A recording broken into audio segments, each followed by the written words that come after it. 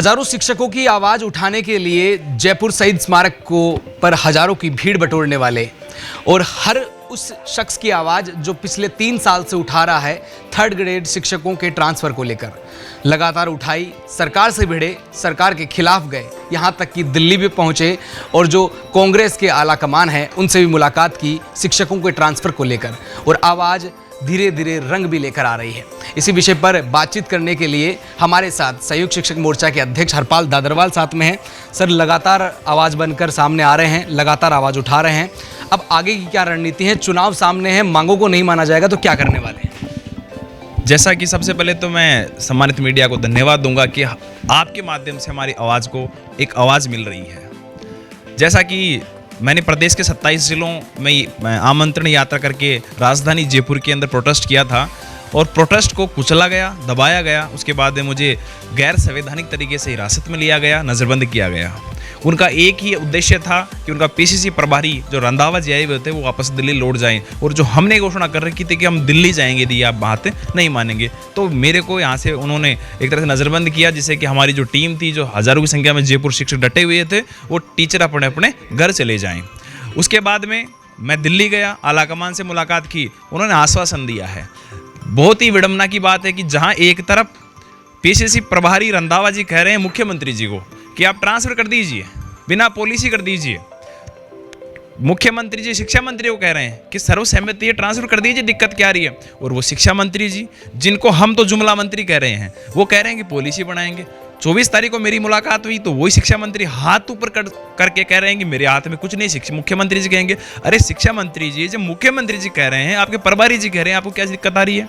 हमें विश्वास में लिया गया, हमारे टीचर्स बड़ी आस और उम्मीद से वापस घर लौट गए कि अब ट्रांसफर हो जाएंगे, मुख्यमंत्री ने कह दिया, लेकिन उन्होंने आगामी 15 तारीख से बैन लगा दिए। ये उनकी और एक षड्यंत्र था, उसको हम कामयाब नहीं होने देंगे। इसी को लेकर राजधानी दिल्ली में जंतर मंतर पर परमिशन लगा रखी है। उम्मीद है कल तक हमें परमिशन का जो एक लीगल दस्तावेज है वो मिल जाएगा। उसके बाद में 14 या 15 तारीख को राजधानी दिल्ली के अंदर शिक्षकों के ट्रांसफर चाहने वाले शिक्षक और उनके परिवारजनों के साथ में राजधानी दिल्ली पर ऐतिहासिक हमारा धरना रहेगा। आश्वासन तो हर बार ही मिल रहा है, तो अब क्या उम्मीद है कि इस बार आश्वासन के बाद में थोड़ी बहुत कहीं रियायत भी है कि इस बार हल्का फुल्का संकेत भी दिया हो कि इस बार ट्रांसफ़र कर देंगे?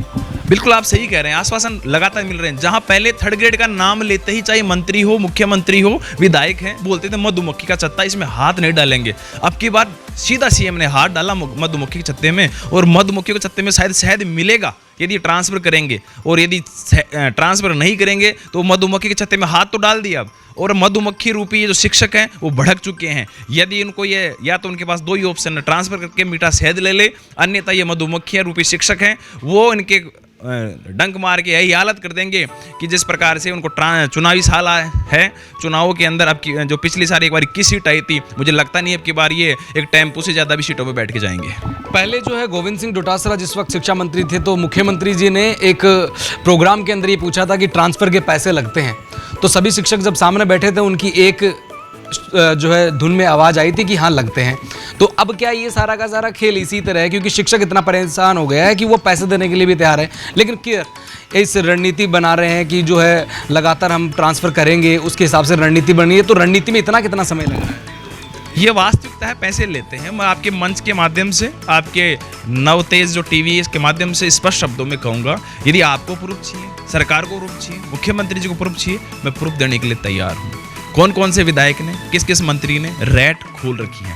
प्रिंसिपल के ट्रांसफ़र के ये रेट हैं, लेक्चरर के ये रेट हैं, सेकंड ग्रेड के रेट हैं, और सबसे ज़्यादा थर्ड ग्रेड के रेट हैं।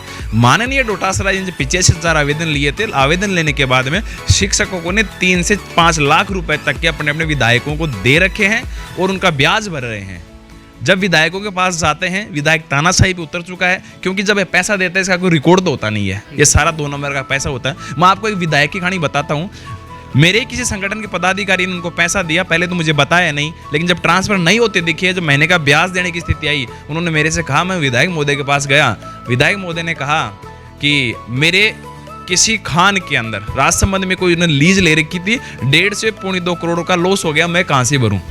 कम से कम टीचर्स का भी काम हो जाएगा, मेरा भी काम हो जाएगा। तो उनकी वो सोच है, उन्होंने टीचर्स को जो शिक्षक समाज का दर्पण होता है उसको एक धंधा बना रखा है। हम ऐसा नहीं होने देंगे। आज से पहले बहुत हो लिया, माझी फिल्म का फेमस डायलॉग है, जब तक तोड़ेंगे नहीं जब तक, छोड़ेंगे नहीं जब तक, ट्रांसफर नहीं करेंगे जब तक हम इनको छोड़ने वाले नहीं है। चाहे इसके लिए ये मेरे को जेल में डाल दें, मैं अनशन कर लूंगा, चाहे मुझे मेरा बलिदान भी देना पड़ेगा तो मैं बलिदान दूंगा, लेकिन ट्रांसफर रूपी जो दीमक बीमारी है इसको हमेशा के समाप्त करूंगा। 18 फरवरी को संयुक्त शिक्षक मोर्चा का प्रथम स्थापना दिवस है राजधानी जयपुर में। उसके बाद में 7 सूत्रीय मांग पत्र को लेकर मैं राजस्थान के प्रदेश के संपूर्ण एक ब्लॉकों के अंदर एक रथ यात्रा निकाल रहा हूं। उसका नाम है शिक्षा बचाओ यात्रा। उसका समापन 5 अगस्त को राजधानी जयपुर में होगा और वो 5 अगस्त का दिन राजस्थान की राजनीति के अंदर एक ऐतिहासिक दिन होगा। उस दिन 2023 के चुनावों की दशा और दिशा तय होगी कि राजस्थान की सत्ता पे कौन काबिज होगा।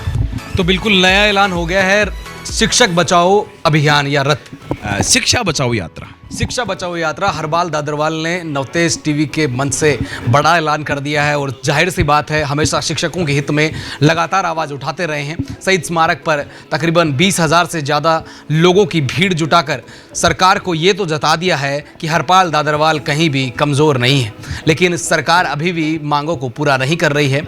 देखना ये होगा क्या इस बार राजस्थान सरकार के कान में जो रेंगती है या नहीं, शिक्षकों की आवाज़ सुनती है या नहीं, लेकिन हम आपको हर वक्त बताते रहेंगे। बराबर इस विषय पर हम कवरेज बनाकर रखे हुए हैं। मेरे सहयोगी अजय सिंह के साथ मैं दीपक कुमावत, नवतेज टीवी, जयपुर। देश और दुनिया की हर बड़ी खबर के लिए सब्सक्राइब करें नवतेज टीवी और पल पल के अपडेट्स के लिए बेल आइकन को दबाना ना भूलें, क्योंकि आपकी खबरों का भरोसेमंद साथी है नवतेज टीवी।